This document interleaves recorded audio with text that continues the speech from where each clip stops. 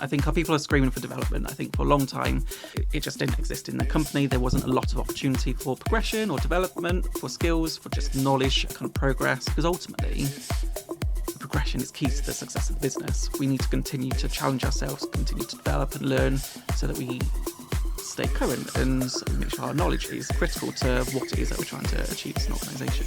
We're doing what we can to really make sure that you've got the tools to be able to be as successful as you can be in your job. This is how we learn now. This episode of L&D Disrupt is brought to you by HowNow, the learning platform that actually makes learning matter. Because let's face it, you could push out loads of content, track skills in a spreadsheet, drown in admin, and still not know what's working. Or you could use HowNow to connect your people to the skills they need. Deliver learning in the flow of work and prove it's making a difference. That's how modern companies like Depop, Trainline, Crunchyroll, SoEnergy, Forsaven, TomTom, Investec, and so many more do it. Learn more at gethownow.com. Carl, welcome to the show. Thank you very much. In the prep for the show, speaking to the team, heard so many great things. What really stood out is taking you back a bit. You started your early career in L&D as an L&D advisor, and today you're a HR business partner at the TM Group. Has being in L&D helped you in any way to do your role as a HR business partner? Yeah, absolutely. Yeah, I think so. I had about 5 years learning development experience. I think from that, learned a lot around how organisations operate, learned a lot around just management skills and operational skills, and then developing into the HR world, you see how that overlaps into people and managing people, working with people. And I think when you're in small organisations, when you're wearing a lot of hats, L&D being one of those is quite a good background to have as part of the HR kind of rounded job role. Yeah. The area I really wanted to double down on today was your skills strategy, right? Like often I speak to a lot of L&D and HR professionals, and quite often when we're working with them, we start with kind of business as usual stuff, and it takes a bit of time before we even get to laying out that skills strategy and getting the buy-in for why this matters. But what was super refreshing here, you were about the skills strategy from day one, right? Like you understood the importance of it and the impact it can have on the organization. So talk to me about why was that so important for you? Yeah, so for our organisation, we'd been through a period of change, and I think the focus had dropped away from learning development. So looking at working in the business, understanding what the needs were, trying to put things in place, trying to understand what responsibilities sat where and how to develop our people as best we can. Over time, we managed to bring in HowNow into the business. That was probably about 8 months into when I was there. And then with that we saw the capability of what the platform can do. So it's identifying the skills, how we can make sure that we tie that to people and their jobs, so we can really make it clear and defined what's expected of them. We've given them the kind of the training, the background, a lot of the business change that we introduced about 2 years ago. And then now it's around investing in our people, developing our people, giving them the tools and knowledge to make them as effective as they can be. Was it hard to get buy-in for this approach to go, we need a skills strategy, we need to look at our workforce through the lens of skills? Did that take a lot of convincing? In some areas, yeah, it did, absolutely. Yeah, I think the biggest challenge is always going to be time. I haven't got time to do this. It's another thing to my plate. It's another kind of thing for me to do. But if you sell the message around the value, the impact, what it can do and what it will do, then that helps to bring people on the journey. I think for us, what was really crucial was bringing managers into the skills process at a very early stage. We're a couple of months into having a platform. We brought all the managers together. We asked them to look at their job descriptions that are in their teams and then to start building the skills that are relevant to their teams. So that it's specific, it's relevant. There is the AI feature, but because our industry is quite niche, a lot of strange things were coming up. So we wanted to just make sure that it was fine-tuned to exactly what our people do. And then that way it's relevant. If it's meaningful, if it's relevant, it then has that purpose for people to buy into it, to understand it, how it can add value. So we're still on a journey. We're still getting people to buy into it, but absolutely the more that we talk about it, the more that we use it, it's getting more and more people involved in understanding the value. And what was your value message What were you saying to them to convince them that this is worth you putting time and effort into? Yeah, development. I think our people are screaming for development. I think for a long time, it just didn't exist in the company. There wasn't a lot of opportunity for progression or development, for skills, for just knowledge and kind of progress. In particular areas as well of the business, it just didn't exist. So I think this is now an opportunity for everyone. This is something that everyone can easily access, and it's quite simple. It's an easy way to understand what's expected of your job role. So I think that's the biggest part of it. Quite often we see the misconception that employees say, I want development. Yep. And some L&D people hear content. Yep. And they go, here's a load of content. Absolutely. Here's a million courses I built earlier. But again, going back to what I thought was really refreshing here was you were like, no, let's pause it. We're not going to dump a load of training on you. We're actually going to connect the dots back here to what skills you need to do that job. Why did you think that was the right approach? And in hindsight now, do you still think that's the right approach? Yeah, I think development is all different things. It's sitting in a classroom, it's coaching and sitting with your peers and having those conversations. It's doing e-learning courses, it's listening to podcasts. It's not just one aspect. So I think by looking at the skills and understanding what is expected of your job role, I think sometimes it's on your job description and those are given to you at the start of your job or on the job advert, and people never ever see those again. So it can be lost after a couple of months, couple of years in that job role. You start to lose sight of what are the actual expectations and the skills that come with that job role. So this way it's reinforcing the fact that here's what those skills are expected and here's competency levels that we want of those job roles as well. So here's some suggested learning on how you can get there. And it's not all just e-content, it's looking at webinars and podcasts and all those things too, but it brings it all back to one central place of I've done all those things and now I can then start to see the progression in my skills and my development.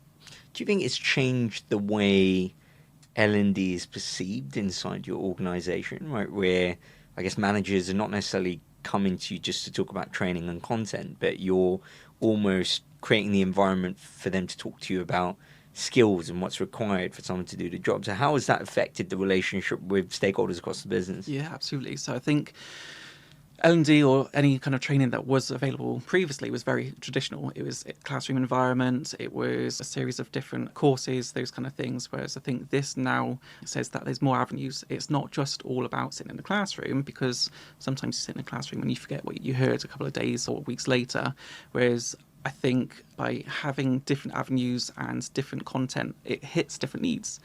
And then with the... Yeah.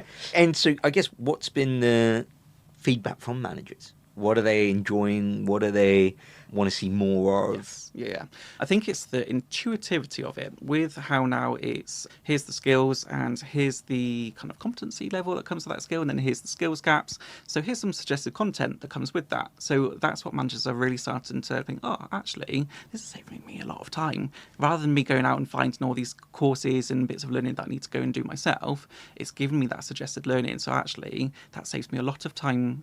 That way it starts to build that creativity as well of actually let's think outside the box. It's not just about being in the classroom, it's about let's look at these different opportunities that we can learn and understand, and then how can we reinforce that knowledge, how can we embed what we've learned to make sure that actually we're doing something differently, we're not always doing the same thing.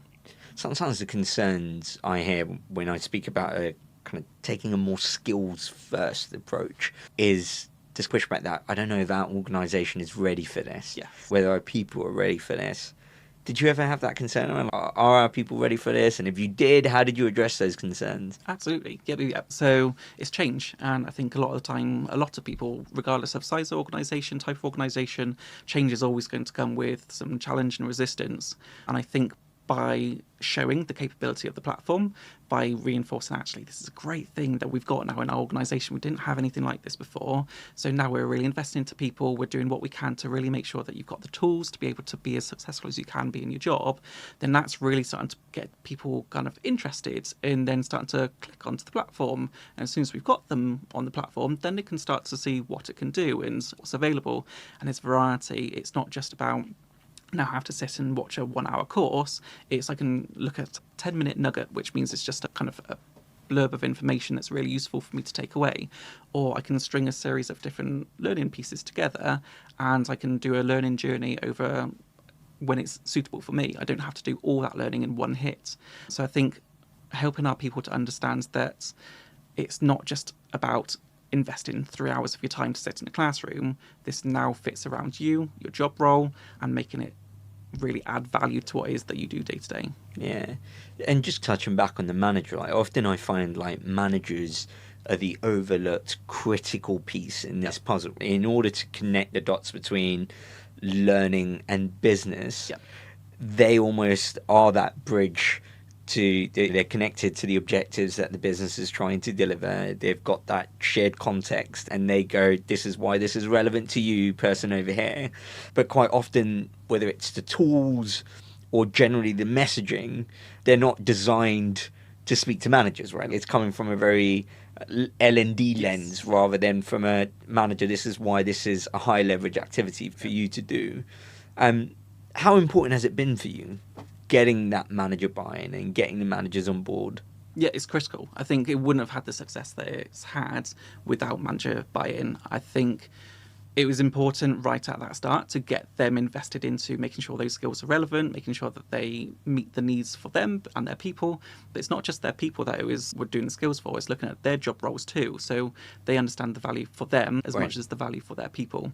So we're treating everyone the same, we're giving everyone the same opportunity, the same exposure, and then that's really helping to drive the understanding and then into the success. Yeah, how does that look like in practice, Carl? Is that you sending them an email? Are you running a session? Like, what does that look like, the process of bringing them on board? Yes. So at the start, it was bringing them all into a room together. We literally had about 30 managers in a meeting room. We got them to look at their job descriptions in their teams. The HowNow team really supported to look at, here's all the job roles that you've got in the business. Here's what's currently mapped to them. I don't think they're too correct at the moment. So what we can do is fine-tune those just to make sure that actually they're specific. They actually meet the skills needed of your job roles.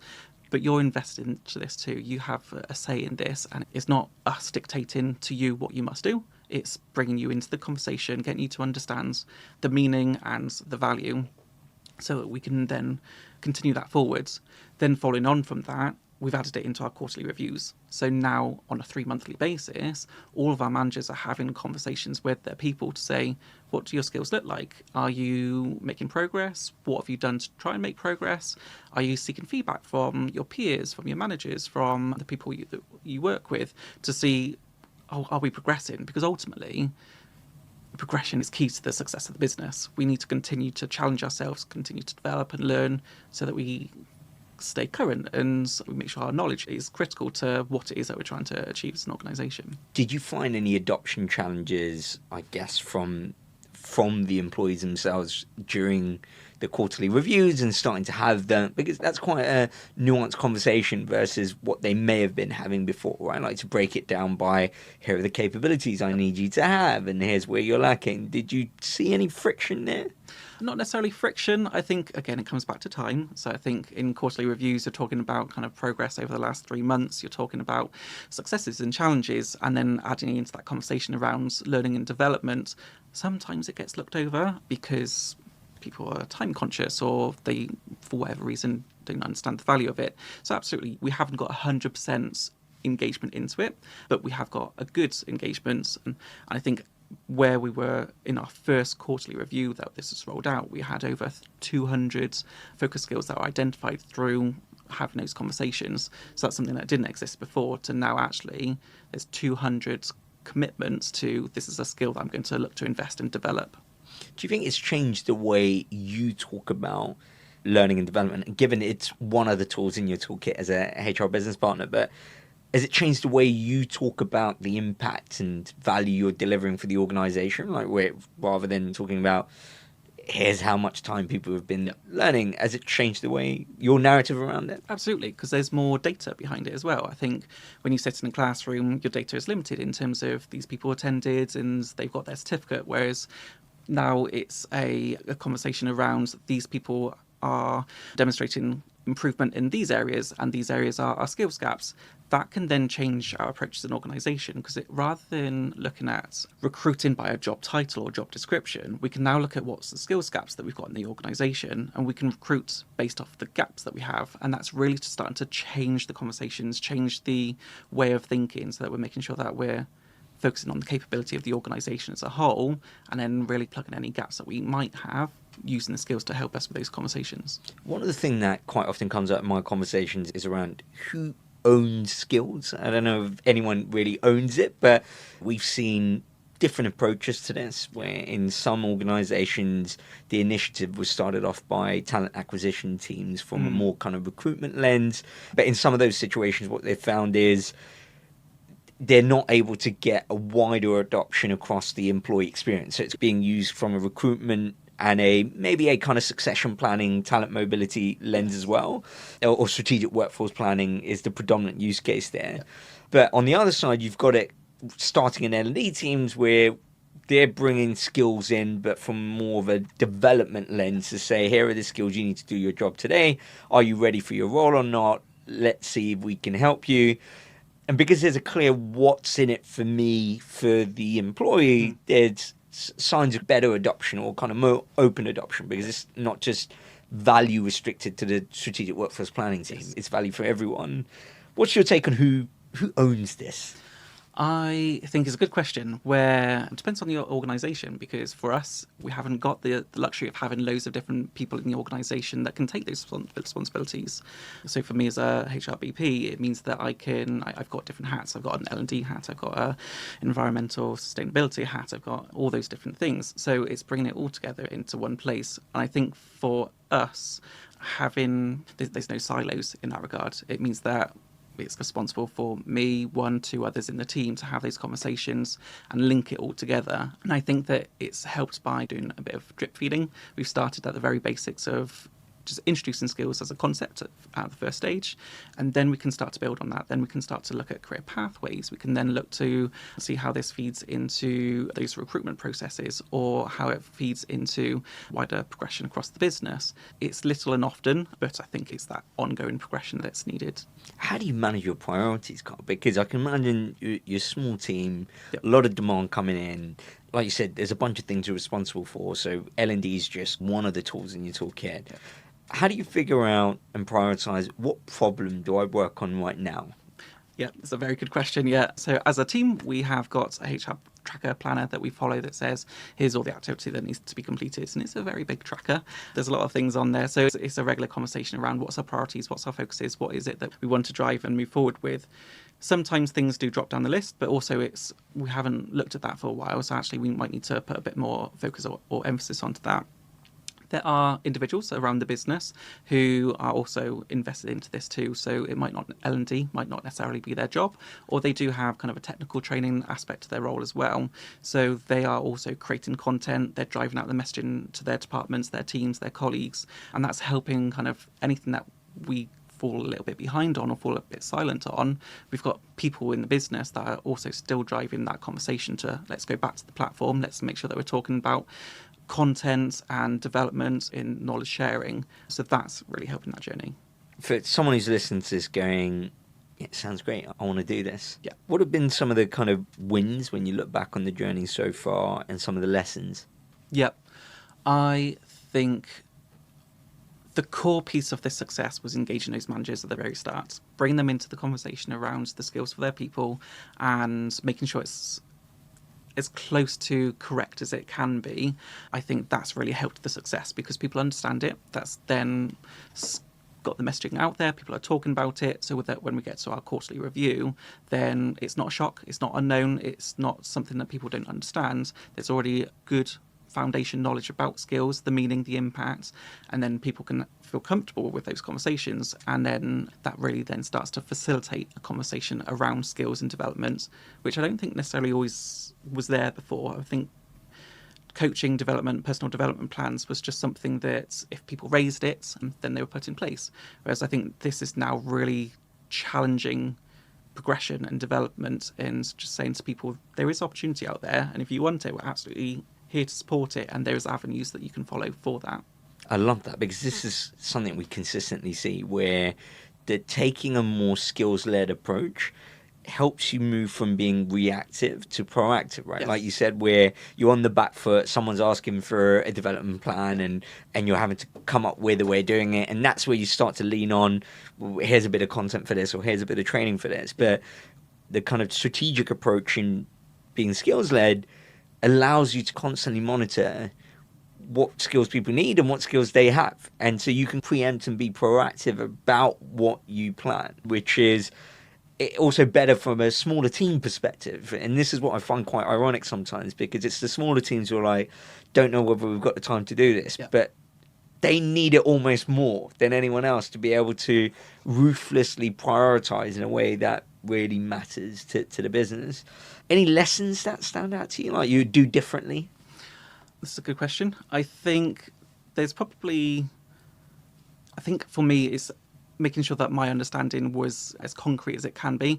I did lean on the team of HowNow quite a lot. So they did come in, they talked to our managers, they did a lot of the kind of talking through of skills, how to set them and how to put them into practice.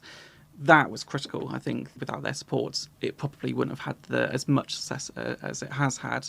So I think taking the time to really understand it myself when implementing it, really leaning on that resource and support that's available with HowNow, so that we can continue that messaging through the team. In terms of other successes or other challenges, I think it's just that regular conversation. I think it's having the right audiences, so talking about it in different management meetings or talking about it in, like, when you're at the water cooler with colleagues, and just having that everyday chat that you have when you're in the office, or even managers having them in their one-to-ones or their daily catch-ups with their people. It's just spoon feeding it into those everyday conversations so that it's a regular talking point. People remember about it. It changes people's way of thinking to, or what do I do now, to actually let me see if there's something available through the platform that would be relevant, that would be useful, that helps me to learn and understand so that I can do this myself.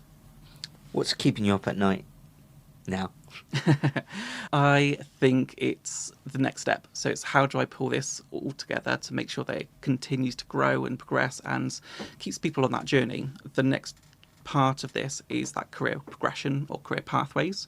So it's a big old beast, how that all comes together, how we can make sure that there's those pathways clear for as many of those jobs in our organisation as possible.